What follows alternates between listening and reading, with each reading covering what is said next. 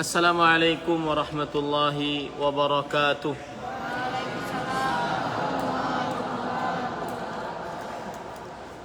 Bismillahirrahmanirrahim. Innal hamdalillah nahmaduhu wa nasta'inuhu wa nastaghfiruh wa na'udzu billahi min shururi anfusina wa sayyiati a'malina. Man yahdihillahu fala mudilla lahu ومن يضلل فلا هادي له وأشهد أن لا إله إلا الله وحده لا شريك له وأشهد أن محمدا عبده ورسوله يا أيها الذين آمنوا اتقوا الله حق تقاته ولا تموتن إلا وأنتم مسلمون يا أيها الناس اتقوا ربكم الذي خلقكم من نفس واحدة وخلق منها زوجها وبث منهما رجالا كثيرا ونساء واتقوا الله الذي تساءلون به والأرحام إن الله كان عليكم رقيبا يا أيها الذين آمنوا اتقوا الله وقولوا قولا سديدا يصلح لكم أعمالكم ويغفر لكم ذنوبكم ومن يطع الله ورسوله فقد فاز فوزا عظيما أما بعد فإن أصدق الحديث كتاب الله وأحسن الهدي هدي محمد صلى الله عليه وعلى آله وسلم وشر الأمور محدثاتها وكل محدثة بدعة وكل بدعة ضلالة وكل ضلالة في النار. Alhamdulillah, kita bersyukur pada Allah Subhanahu wa taala pada hari ini Senin malam 20 Jumadil Ula 1442 Hijriah, kita dimudahkan oleh Allah Subhanahu wa taala untuk duduk bersama di Masjid Umar bin Khattab, Pesantren Intan Ilmu Barito Kuala, Kalimantan Selatan, dalam kajian rutin membaca kitab Minhajul Firqatin Najiyah wa Ta'ifatil Mansurah yang sudah diterjemahkan dalam bahasa Indonesia, Golongan yang Selamat, ditulis oleh Fadilatul Syekh Muhammad bin Jamil Zainu rahimahullah. Salawat dan salam semoga selalu Allah berikan pada Nabi kita Muhammad sallallahu alaihi wa ala alihi wasallam, pada keluarga beliau, para sahabat, serta orang-orang yang mengikuti beliau sampai hari kiamat kelak.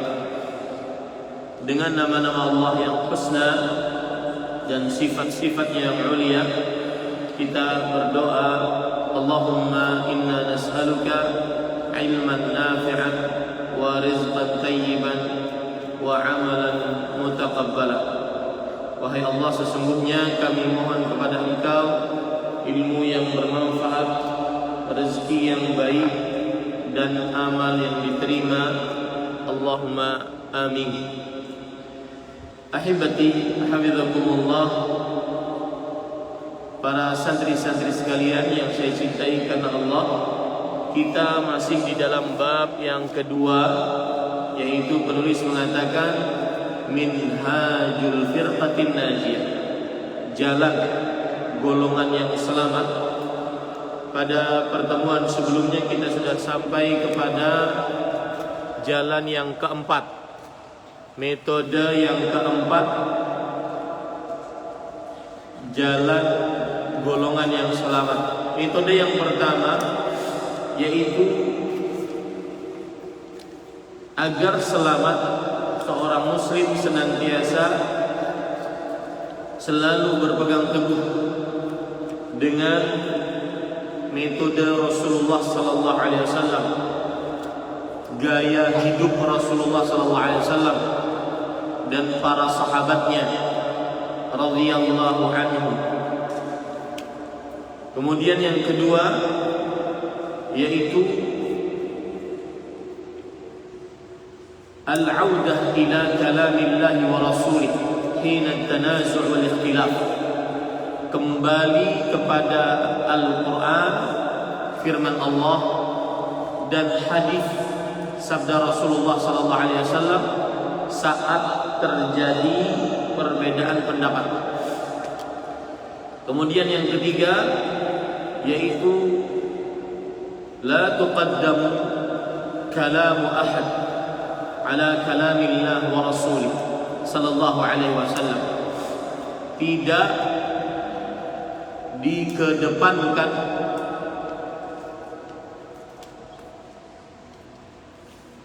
perkataan siapapun dari perkataan Allah Subhanahu wa taala dan perkataan Rasulullah sallallahu alaihi wasallam.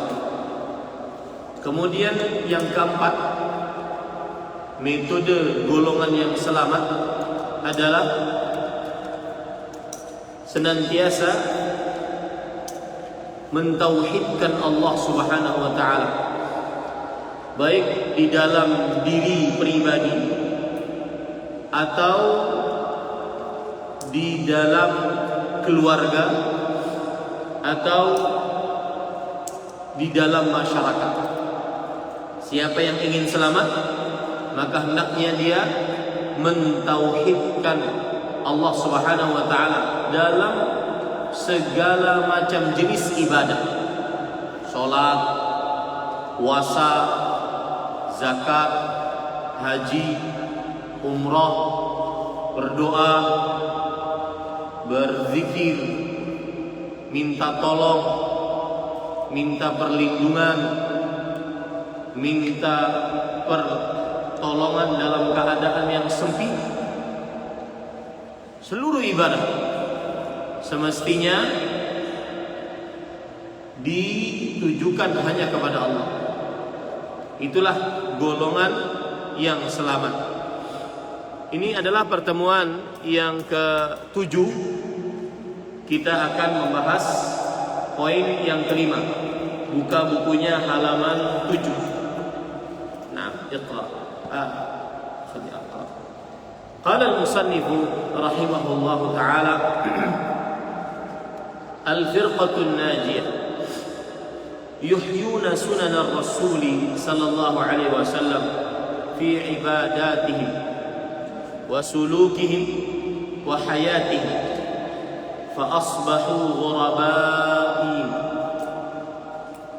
فأصبحوا غرباء بين قومهم كما أخبر عنهم رسول الله صلى الله عليه وعلى آله وسلم بقوله: إن الإسلام بدأ غريبا وسيعود غريبا كما بدأ فطوبى للغرباء.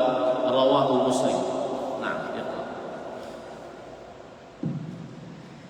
5. Golongan yang selamat sedang menghidupkan sunnah-sunnah Rasulullah dalam ibadah, perilaku, dan dalam segenap hidupnya. Karena itu, mereka menjadi orang-orang asing di tengah kaumnya, sebagaimana disabdakan oleh Nabi Sallallahu Alaihi Wasallam: Innal Islam bada'a ghariban wa sayaudu ghariban kama bada, fatuba lil ghuraba. Sesungguhnya Islam pada permulaannya adalah asing dan akan kembali menjadi asing seperti pada permulaannya, maka keuntungan besarlah bagi orang-orang yang asing. Hadis riwayat Muslim. Baik. Ini adalah metode atau jalan atau cara agar kita selamat masuk surga, jauh dari api neraka. Apa metodenya? Yaitu menghidupkan sunnah-sunnah Rasul, baik di dalam ibadah atau akhlak atau seluruh kehidupan kita. Dan sunnah yang dimaksud adalah ajaran Rasulullah. Catat itu baik-baik. Sunnah yang dimaksud adalah ajaran Rasulullah sallallahu alaihi wasallam. Bukan hanya sekedar amalan yang pahalanya sunnah, bukan. Catat itu. Sunnah Rasul yang dimaksud adalah ajaran Rasulullah sallallahu alaihi wasallam. Bukan hanya sekedar amalan yang berpahala sunnah. Ya. Contoh. Saya beri contoh. Salat sunnah itu adalah sunnah Rasul, yaitu ajaran Rasulullah sallallahu alaihi wasallam. Dan hukumnya sunnah. Paham? Salat sunnah itu adalah ajaran Rasulullah dan hukumnya apa? Sunnah. Salat 5 waktu sunnah Rasul dan hukumnya apa? Wajib. Jadi sunnah yang dimaksud di dalam yang kelima ini, golongan yang selamat senang menghidupkan sunnah-sunnah Rasulullah sallallahu alaihi wasallam. Apa yang dimaksud dengan sunnah di sini? Apa yang dimaksud sunnah di sini? Ajaran Rasulullah sallallahu alaihi wasallam. Bukan hanya sekedar amalan yang berpahala sunnah, tapi seluruh ajaran Rasul. Maka hidupkanlah sunnah-sunnah Rasul di dalam kehidupan kita. Itu kita akan selamat di dunia dan di akhirat. Saya beri contoh. Di sini disebutkan golongan yang selamat senang menghidupkan sunnah-sunnah Rasul dalam ibadah. Ibadah, baik itu ibadah yang ada gerakannya seperti sholat, maka senang mengerjakan sholat, senang mengerjakan sholat wajib atau sholat sunnah, atau ibadah seperti puasa, dia senang mengerjakan sunnah Rasul berupa puasa, baik puasa wajib atau puasa sunnah. Contoh yang lain lagi, mengerjakan ibadah haji, umrah, senang mengerjakan sunnah Rasulullah SAW, yaitu baik haji wajib ataupun haji sunnah. Senang berdoa, ini berarti mengerjakan sunnah Rasul SAW. Senang baca Quran, mengerjakan sunnah Rasul SAW dalam ibadah. Ingat, sunnah yang dimaksud apa maksudnya? Mana suaranya? Sunnah yang dimaksud apa maksudnya? Ajaran Rasulullah. Baik itu hukumnya wajib atau hukumnya sunnah. Ya, baik dalam perkara ibadah, seperti ibadah yang lain lagi apa? Berzikir, zikir pagi, zikir sore. Senang dia mengerjakan sunnah Rasul. Zikir keseharian, masuk kamar, keluar kamar, masuk WC, keluar WC, makan, setelah makan, memakai pakaian, melepaskan pakaian. Senang dia mengerjakan sunnah-sunnah Rasul dalam ibadah atau dalam perilaku. Perilaku seperti apa? Misalkan sunnah Rasul terhadap teman, sunnah Rasul saat duduk, sunnah Rasul saat berdiri berjalan, sunnah Rasul saat bertemu dengan teman, sunnah Rasul salam. Ini perilaku. Makanya kalau bertemu, ya, ucapkan salam. Bertemu siapa saya? Temu teman, assalamualaikum. Sebarkan sunnah salam di pesantren Tanilmu. Masuk kamar, assalamualaikum. Yang masuk kamar tidak salam kena hukuman. Catat, boleh sampaikan ke keamanan. Yang tidak salam, sampaikan ke keamanan. Ini sunnah Rasul. Itu golongan yang selamat harus menyebarkan sunnah Rasul. Dalam perilaku juga pakaian, sunnah Rasul untuk laki-laki tidak di atas, tidak di bawah 2 mata kaki. Sunnah Rasul. Senang mengerjakan sunnah Rasul sallallahu alaihi wasallam. Berjenggot, tidak memotongnya. Ya, sunnah Rasul sallallahu alaihi wasallam. Di dalam perilaku, sunnah Rasul sallallahu alaihi wasallam saat makan, saat minum, saat tidur. Senang dia mengerjakan sunnah Rasul. Bagaimana tidur Rasul sallallahu alaihi wasallam? Tidur di atas bagian tubuh kanan. Kemudian berdoa sebelum tidur, berzikir sebelum tidur. Sunnah Rasul. Ya. Nah, akibat mengerjakan sunnah ini kadang-kadang kita dianggap apa? Asing, aneh. Perilaku misalkan, itu tadi perintah-perintah. Larangan, kita harus menjauhi. Yang dilarang Rasul itu berarti sunnah Rasul sallallahu alaihi wasallam, harus dijauhi. Yang dilarang Rasulullah sallallahu alaihi wasallam itu berarti ajaran Rasulullah harus dijauhi. Contoh, di dalam perihal kesyirikan, ajaran Rasul, sunnah Rasul tidak mensyirikkan Allah, harus dijauhi. Di dalam perkara ibadah, tidak beribadah kecuali mencontoh Rasulullah sallallahu alaihi wasallam, itu sunnah Rasul, harus dijauhi perbuatan bid'ah.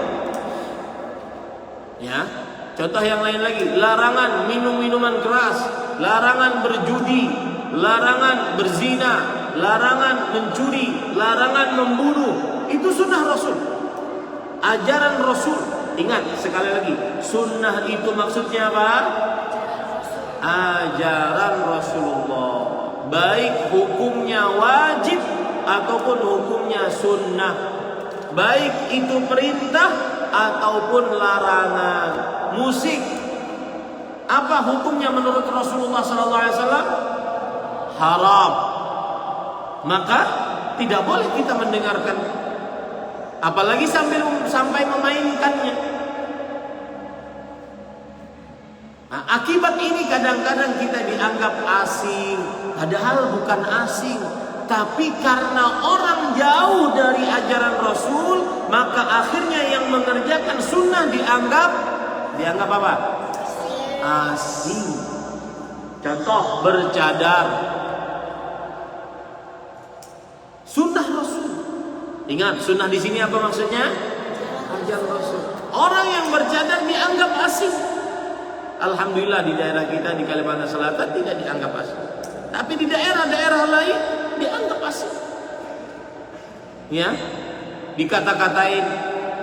Yang pakai jenggot sebut kambing, yang pakai cadar disebut ninja, hantu, dan seterusnya. Yang di atas 2 mata kaki celananya disebut sebagai cingkrang, kebanjiran, kurang kain. Sunnah Rasul. Jadi mengamalkan sunnah di tengah orang yang jauh dari sunnah akhirnya dianggap apa? Asing. Nah, cara agar selamat yaitu mengamalkan sunnah-sunnah Rasul sallallahu alaihi wasallam. Contoh, nanti kalian pulang, baik kelas 8, kelas 7, tidak salaman dengan wanita yang bukan mahram. Wanita mahram kita ini laki-laki. Siapa wanita yang boleh kita salami? Pertama, atas ibu kita, terus naik nenek kita, terus naik buyut perempuan kita, ke bawah. Ya, kalau saya punya istri, anak-anak perempuan, terus naik cucu, ke bawah, cucu perempuan, terus cicit perempuan. Kemudian kalau ke samping, saudari perempuan, saudari kandung, saudari sebapak, saudari seibu. Ini adalah mahram-mahram kita yang perempuan yang boleh kita salami. Kemudian bibi, saudarinya bapak, bibi, saudarinya ibu. Selain itu tidak diperbolehkan. Atau saudari kita, baik kakak atau adik kita punya anak, anaknya perempuan, itu juga mahram kita. Selain itu kita tidak boleh salaman.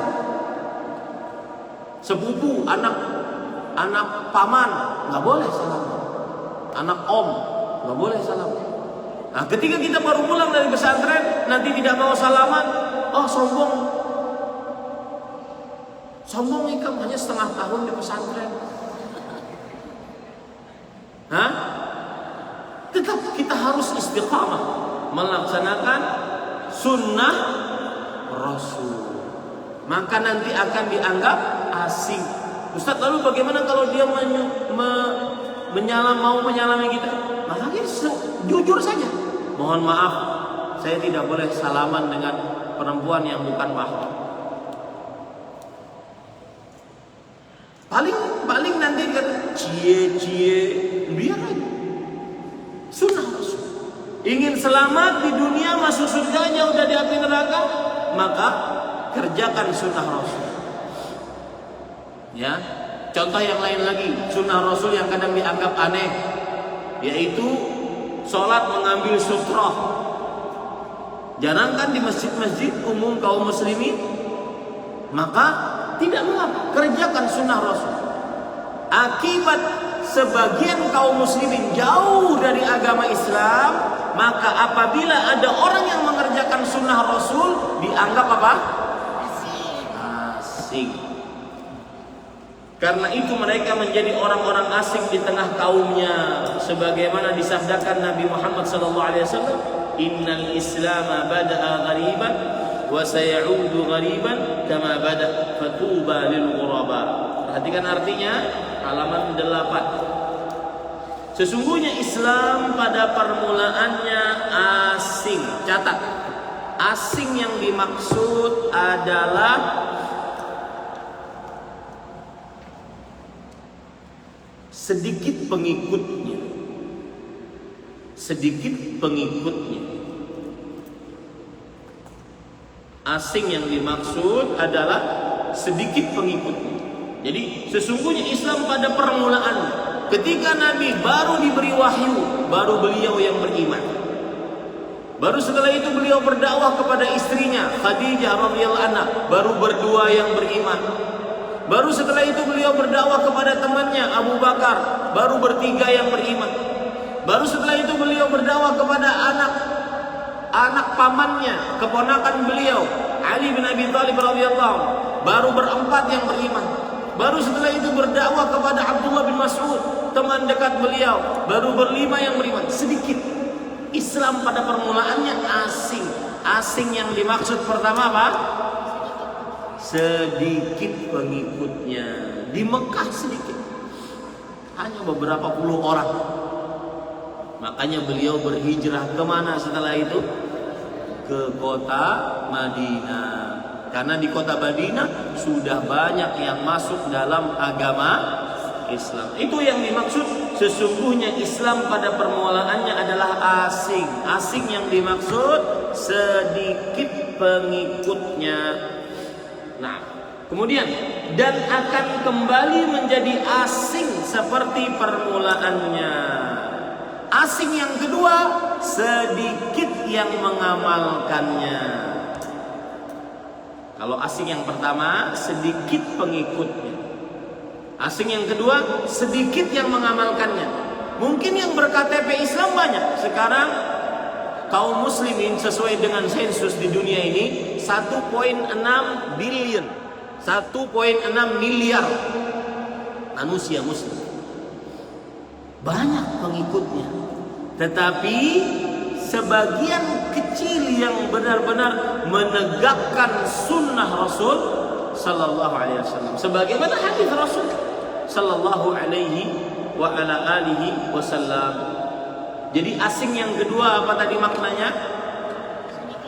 Sedikit yang mengamalkannya. Maka saya sering mengatakan kepada para santri untuk memberi semangat, jangan malu mengerjakan sunnah Rasul. Jangan malu kita sebagai santri. Ya. bersikap sebagai santri di luar sana. Nanti kalau kalian pulang bertemu keluarga, jangan malu. Jangan malu kalian sarungan saat orang berani-beraninya memakai celana jin. Celana jin dipakai, nggak marah apa tuh jinnya nanti? Ya, jangan malu. Saya santri, saya sarungan, saya pecinan. Saya jarang kalau ke pasar pasti sarung. Jarang sekali pakai celana. Ya, biar saya terus merasa saya santri, saya orang pesantren. Jangan malu. Meskipun ya, kalau dilihat sunnah Rasul Sallallahu Alaihi Wasallam, berpakaianlah sesuai adat kaumnya. Maksud saya, jangan malu, tegakkan sunnah Rasul Sallallahu Alaihi Wasallam dimanapun kita berada. Di kafe kalau kita sedang minum di kafe, di mall kalau sedang kita pergi ke mall, di pasar, jangan malu. Kita kita ingin mengamalkan sunnah Rasul Sallallahu Alaihi Wasallam di mana, ya, jangan malu. Contoh, orang malu kadang-kadang sholat sudah masuk waktunya, apalagi kalian pergi ke pusat perbelanjaan di waktu maghrib. Itu hati-hati, tidak boleh untuk mengakhirkannya sampai isya. Jangan mau nyari masjid, jangan mau. Meskipun di mall, meskipun di negara kafir. Saya pernah ke Korea, musim dingin, musim salju, ya, kan nggak ada masjid. Kan negara mayoritas orang kafir, nggak ada masjid. Akhirnya kita cari cari kebun, cari orang-orang duduk di kebun-kebun, sholat di situ, dan harus wudhu. Padahal dingin, min 5, harus berwudhu. Kemudian sholat, samping-samping kita anjing-anjing, orang pada noleh. Bodoh amat, saya mengerjakan sunnah Rasul. Ya, saya pernah ke Australia, sholat ditungguin polisi. Sholat, kita sholat saja. Dalam artian jangan sampai merasa nggak enak nanti jadi mana. Lebih nggak enak mana, di hadapan Allah atau di hadapan manusia? Di hadapan manusia sementara, dan dia juga di akhirat tidak bisa memberikan pahala atau siksa terhadap kita. Tetapi di hadapan Allah selama-lamanya.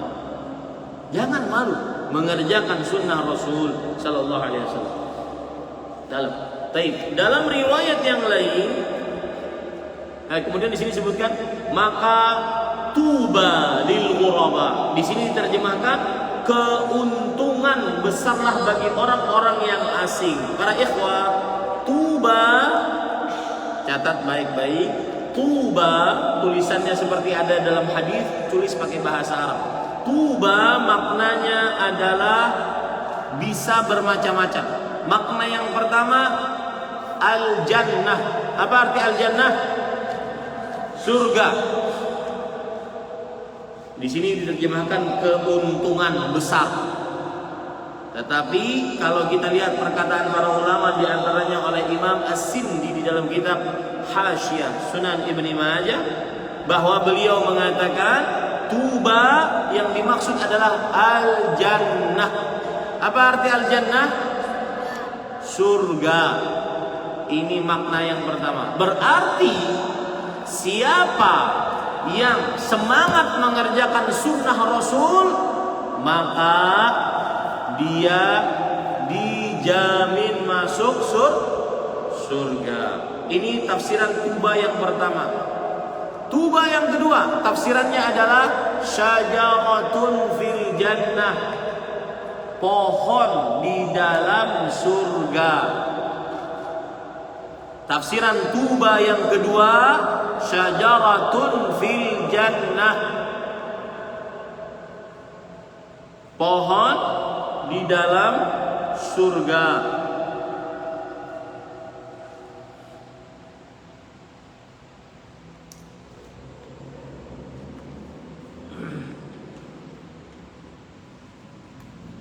Baik. Itu dua penafsiran. Tuba. Kalau kita buka terjemahannya di sini, maka keuntungan besarlah bagi orang-orang yang asing. Baik. Para ikhwan yang dirahmati oleh Allah Subhanahu wa taala, di sini ada pelajaran lagi. Lihat, sesungguhnya Islam pada permulaannya adalah asing dan akan kembali menjadi asing seperti permulaannya. Tadi sudah kita terjemahkan, kita pelajari yang dimaksud asing pada permulaannya adalah apa? Sedikit yang mengamalkannya. Sedikit yang mengamalkannya. Ini hati-hati. Ya. Asing yang pertama adalah sedikit pengikutnya. Asing yang kedua sedikit yang mengamalkannya. Mungkin orangnya banyak. Sebagaimana hadis Rasul sallallahu alaihi wasallam. Antum hina idzin katsir. Walakinnakum ka gutha'is sayl. Kalian waktu itu jumlahnya banyak.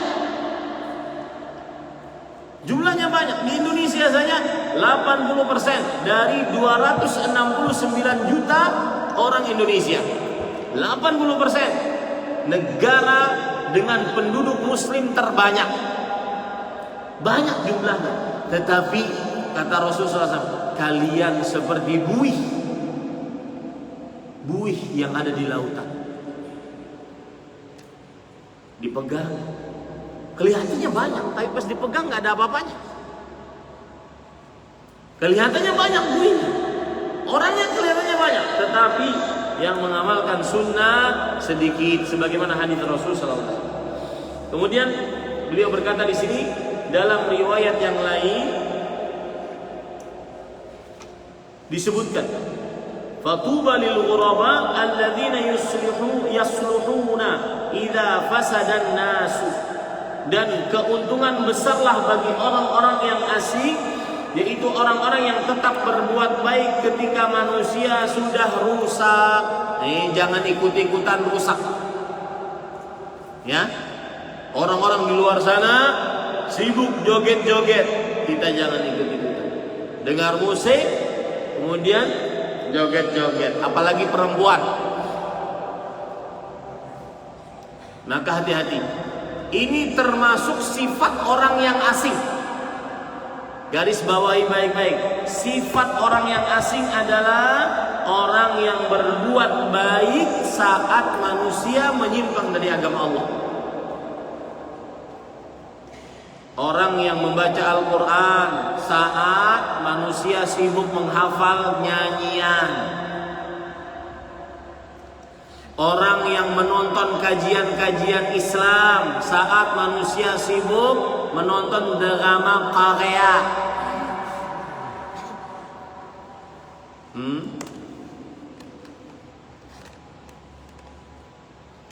Orang yang sibuk menghafal Al-Quran saat manusia sibuk menghafal nyanyian-nyanyian. Orang yang sibuk belajar sholat yang sempurna, gerakannya dari awal sampai akhir, dari berdiri takbiratul ihram sampai salam, sibuk dia pelajari setiap hari, sedetil-detilnya. Saat manusia sibuk joget-joget, belajar joget.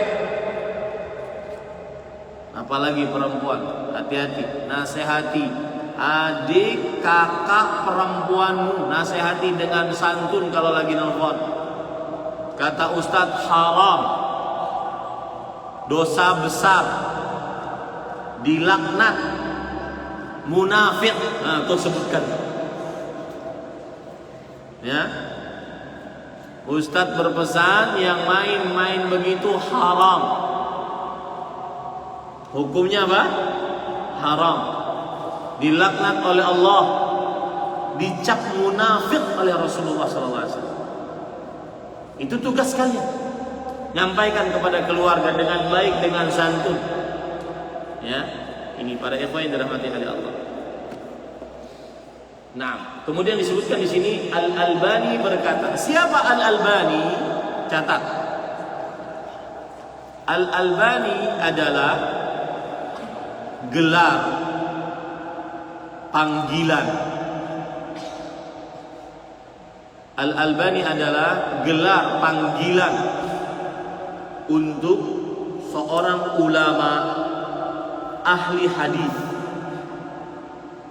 Gelar panggilan untuk seorang ulama ahli hadis yang bernama Muhammad bin Nasiruddin Al-Albani. Saya ulangi, gelar panggilan untuk seorang ulama ahli hadis yang bernama, siapa namanya? Muhammad bin Nasiruddin Al-Albani. Nah, sudah 5 menit azan, silahkan azan.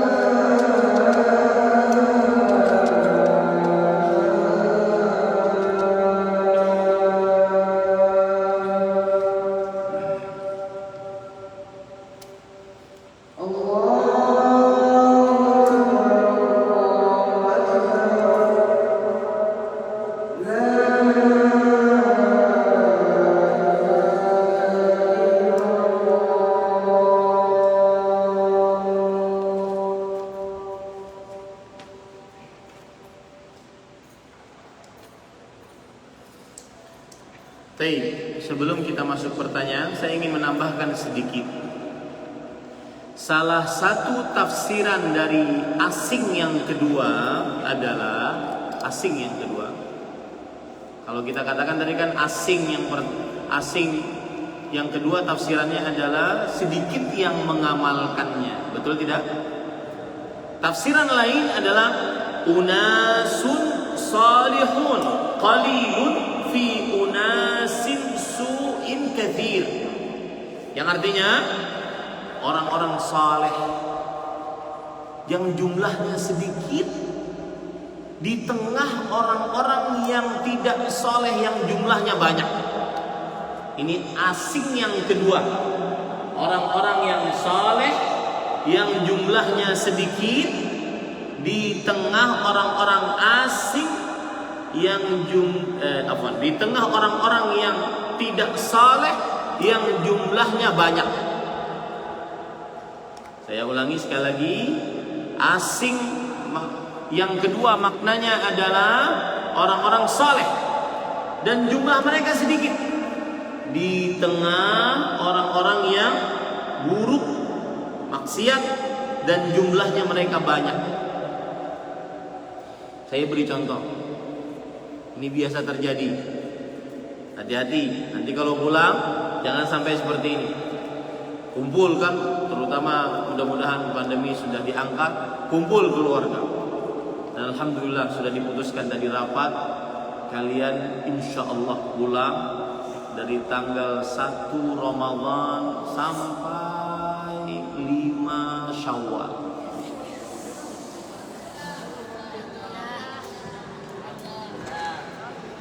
Ya. Nah, ingat, kadang-kadang kan kumpul keluarga, azan, malu dia pergi ke masjid. Jangan malu. Unasun salihun qalil. Orang-orang yang saleh sedikit di tengah orang-orang yang banyak. Meskipun dia dicemooh, diejek-ejek. Wah, sekarang setelah di pesantren jadi suka ke masjid ya. Sesama keponakan mungkin dia ejek-ejek. Biarin saja. Ambil air wudu, sholat ke masjid. Jangan malu. Biar dikatakan orang. Itulah yang disebut dengan apa? Asing.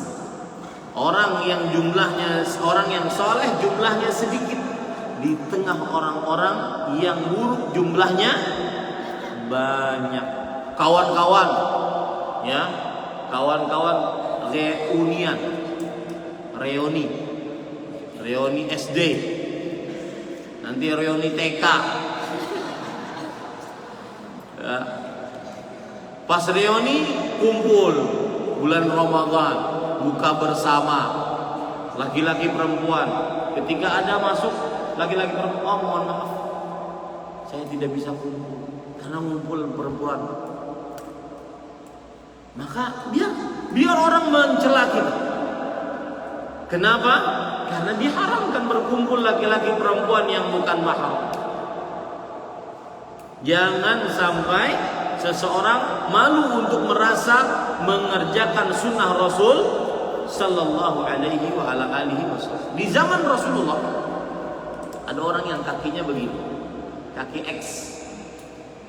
Kemudian kan sunnahnya tidak boleh isbat, harus di atas 2 mata. Lalu orang ini bertanya kepada Rasulullah, wahai Rasulullah, kaki saya ini X, kalau saya tidak isbal kelihatan, bolehkah saya memanjangkannya? Apa kata Rasulullah SAW? Kullu khalqillahi hasan. Setiap ciptaan Allah baik. Jadi tetap saja tidak boleh isbal meskipun kakinya demikian. Fahimtum jami'an? Nah, ini maksud daripada ghuraba. Apa arti ghuraba? Asing, orang-orang asing. Biarkan orang menuduh kita macam-macam. Yang penting kita nanti ketika di akhirat berhadapan dengan Allah dan Allah bertanya kepada kita, "Madza ajabtumul mursalin?" apa yang kalian jawab dari dakwahnya para rasul? Contoh yang lain lagi. Kalau ada kawinan, biasanya kan digabung laki-laki perempuan, pokoknya satu tempat. Kemudian ada organ tunggal, ada penyanyi perempuan, ya. Maka kemudian dia mengadakan pernikahan, harus dipisah, laki-laki perempuan. Banyak yang menentang, biarkan saja. Nah, tidak boleh nyatu. Tidak ada musik, tidak ada perempuan nyanyi. Oh, kita kan di Indonesia, bukan di Arab. Maka kita katakan Islam agama universal, bukan hanya untuk orang Arab. Dan termasuk yang dilarang dalam agama Islam musik dan nyanyi. Jadi jangan malu mengerjakan sunnah Rasul meskipun dianggap apa tadi? Asing. Paham ini? Baik, ada waktu 10 menit. Jika ada yang ingin bertanya, dipersilahkan. Silahkan pakai mic. Nah, dari kelas 8 dulu. Baik, Rafi Ikhbar. Hati-hati mikrofon. Ayo, ini untuk kelas 7. Nah, tafadhal ya Rafi. Ya Ustaz, assalamualaikum warahmatullahi Barakallahu fiik.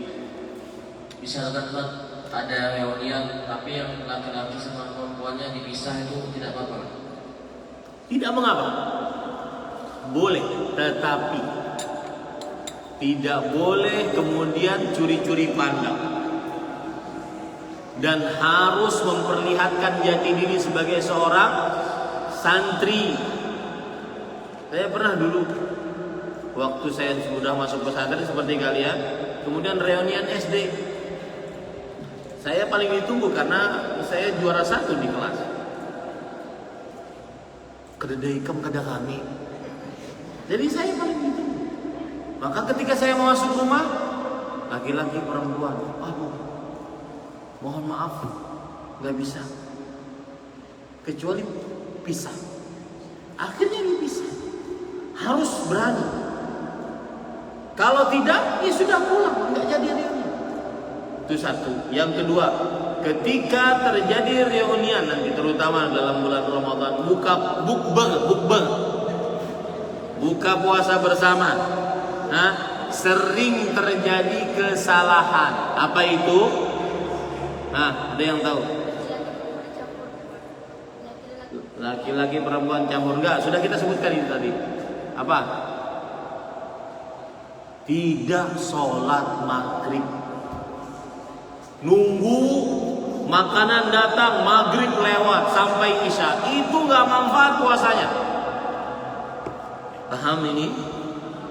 Mendingan kita sudah, apalagi dalam keadaan pandemi COVID-19, di rumah saja dengan keluarga, ya, nikmati baik-baik. Paham tuh? Nah, ada lagi tadi Sayyid, tafadhol.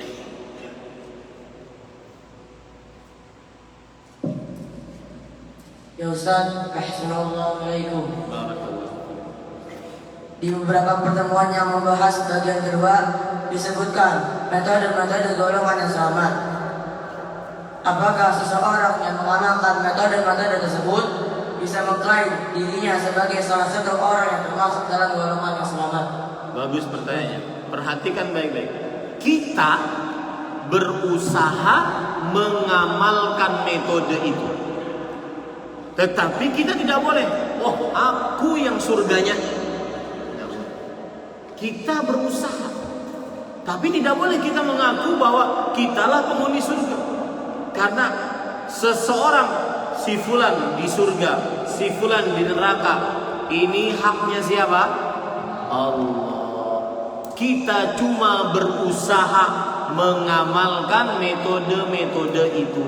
Seperti berpegang teguh kepada metode Rasulullah dan para sahabat, kembali kepada Al-Quran dan Sunnah kalau terjadi perselisihan. Kemudian apa yang ketiga? Yang ketiga adalah mendahulukan, tidak mendahulukan perkataan siapapun dibandingkan Al-Quran dan hadis. Yang keempat, selalu bertauhid dalam ibadah. Yang kelima, menjadi orang asing. Kita berusaha mengerjakan metode itu, tapi kita tidak boleh mengklaim saya penghuni surganya. Nggak boleh. Karena itu urusan siapa? Allah. Tidak boleh juga kita menuduh orang. Kamu di neraka. Nggak boleh.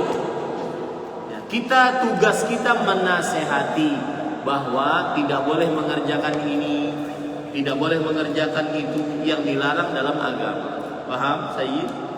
Nah, Nafis tadi mau bertanya. Syifa.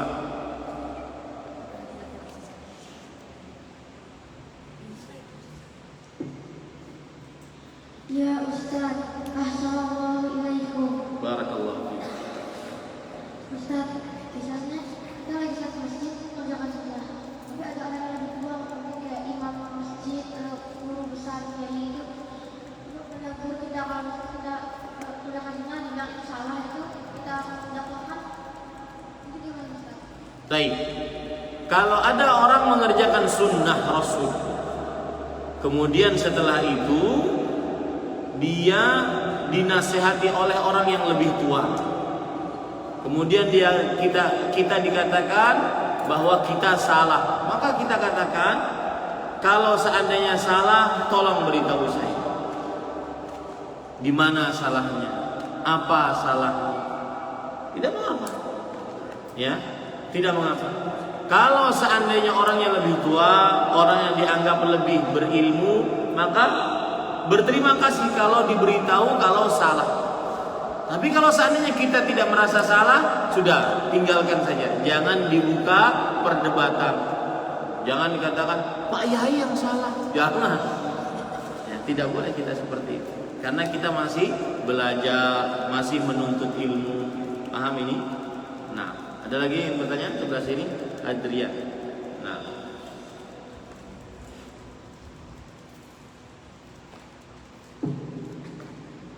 ya Ustaz, Assalamualaikum.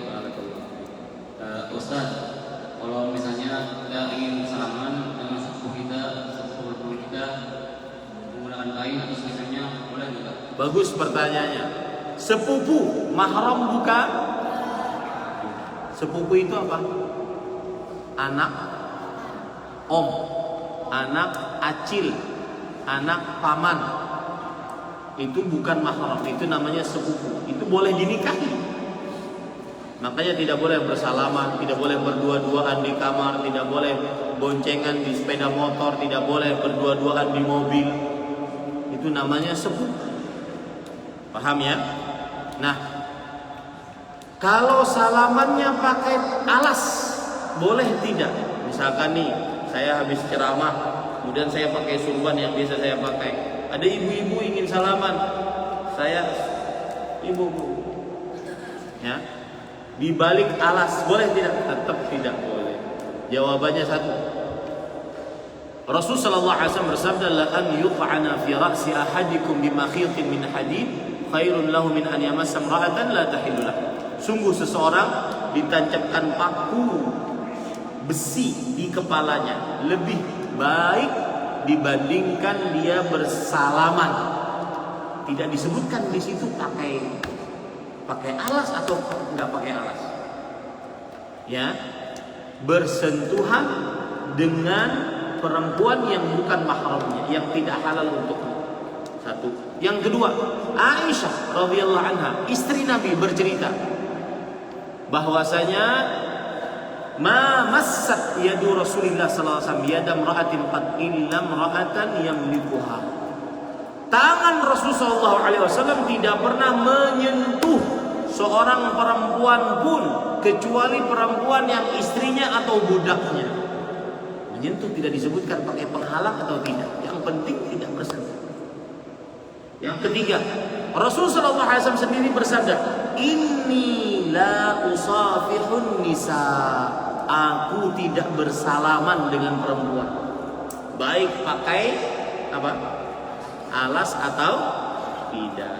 Jadi sebagian orang kadang-kadang ada penceramah, ibu-ibunya mungkin ngefans kepada penceramahnya tersebut, kemudian ingin salaman, maka ustadznya pura-pura pakai surban. Ini tetap nggak boleh. Paham ya? Sudah, jujur saja kepada sepupu. Mohon maaf, kemarin belajar di pesantren bahwa berjabat tangan dengan perempuan yang bukan mahram haram. Kemudian nanti sepupunya menjawab, aku keluarga Ikam. Hah? Saya keluargamu, masa nggak boleh salaman? Ini pesantren apa namanya? Nah, pesantrennya yang disalahkan. Makanya terlihat apa? Asik. Karena kaum muslimin jauh dari agamanya sebagian. Paham ya? Maka tetap jelaskan dengan baik, dengan santun. Dan nggak perlu mengatakan, afwan, mohon maaf, saya berwudu, nggak perlu. Ya, tetapi ucapkan bahwa saya tidak bersalaman dengan wanita yang bukan mahram. Terutama sepupu sering belum paham. Ya, sering belum paham. Nah, yang di sini tadi, Taib Habibi.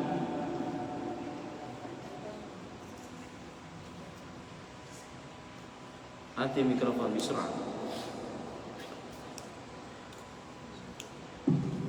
Ya Ustaz, assalamualaikum.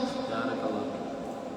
Ustaz, kalau misalkan kayak acara pernikahan gitu, biasanya kita itu nyalahin pengantin perempuannya, Ustaz. Tapi kalau misalkan kita tahu kalau itu nggak boleh kan, jadi kita nggak salah langsung lewat, tapi itu boleh nggak, Ustaz? Boleh saja. Lewat, kemudian tidak salaman. Ya, tidak perlu juga begini dari jauh. Nanti seperti agama lain. Ya, sudah. Mohon maaf. Udah sebut saja. Mohon maaf. Udah gitu aja. Ya, tetap tidak boleh. Nah, Fadil Amin, tafadhal. Terakhir.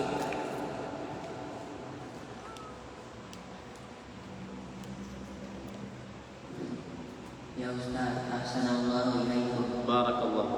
Ustaz, misalnya kita tersentuh wanita yang bukan mahram tetapi tidak sengaja, apakah kita berdosa?